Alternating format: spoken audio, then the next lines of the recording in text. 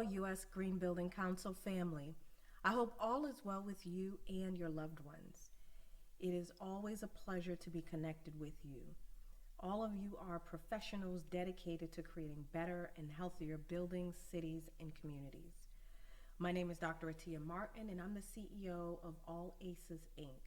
We support our clients on a diversity, inclusion, and equity transformation, or DIET, journey. We do that through assessments, trainings, planning workshops, and speaking engagements. We also work with clients to embed equity within their research and planning projects. We've worked with organizations across the country, from federal agencies to nonprofit organizations to multinational corporations. Through those experiences, as well as our research, we've learned some key lessons that I would like to share with you today. Number one, start with the employee experience. Conduct a structured assessment that helps to understand how employees experience the operations and culture of the organization. The structure of the assessment should allow you to understand where there may be opportunities for improvement, specifically recruitment, onboarding, engagement, performance management, professional and personal development, and finally offboarding or transitioning out of the organization. Number two, DEI is not an extracurricular activity. It requires the same level of structure, process, accountability, and progress tracking as any other business process we're trying to improve. Although someone or some part of the organization needs to officially be accountable across all aspects of the work and to be the steward or champion, our efforts are most powerful when we integrate DEI accountability across the organization, across all of our processes, as well as all units of the organization. 3, employee engagement is critical. Leadership only has one perspective of the organization.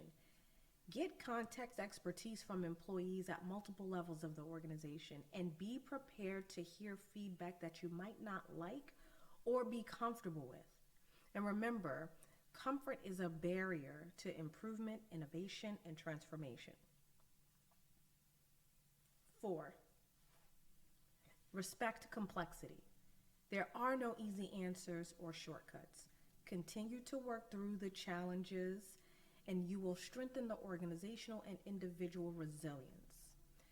There will always be challenges, but confronting them instead of letting them fester creates a more healthy environment to achieve our respective missions and to make sure that employees are in an environment where they can thrive. 5, see the big picture.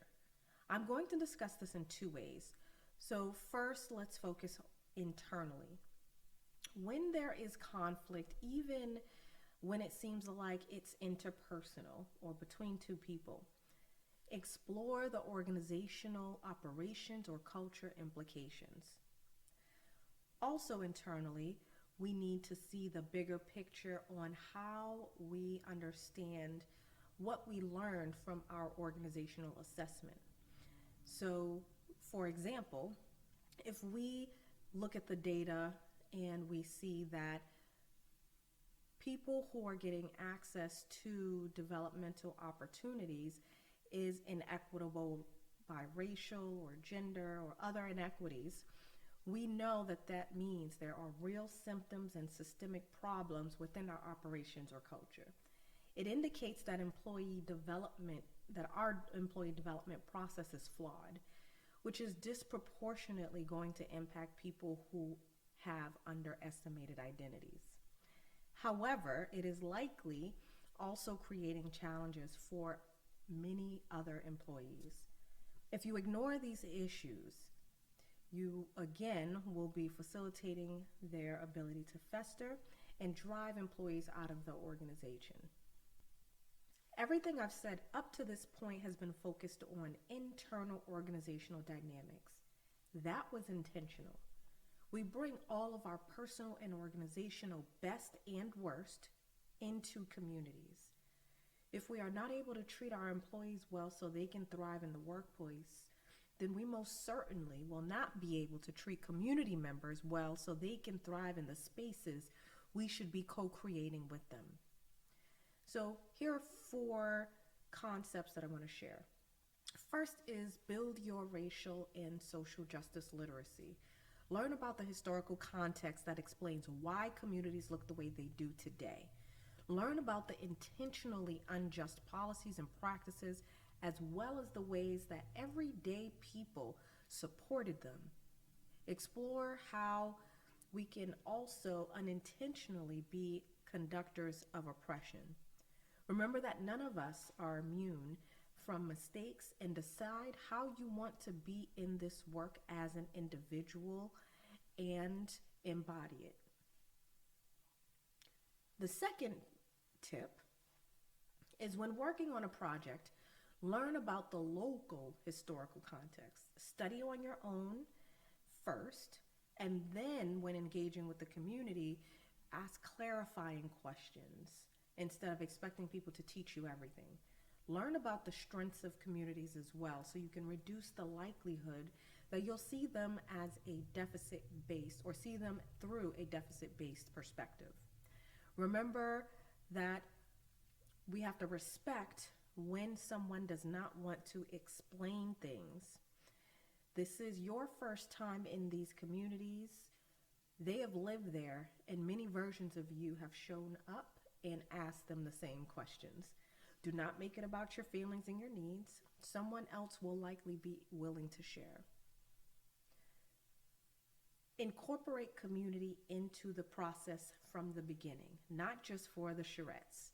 In order to accomplish the mission of supporting the creation of better and healthier building cities and communities, you cannot rely on technical or content expertise alone. Content experts need context experts, and that's the community. And we need them to be successful. The process is even more important than the project deliverables. Poor process leads to further harm and could result in community backlash for your clients. Invest in communities. Partner with community-based organizations and do not just treat them as a means to an end. Compensate them for their partnership as well as community members for their participation and partnership. Ensure that your organization is spending its money with community businesses and those that are owned by people representative of the community. Everything from printing to food to translators.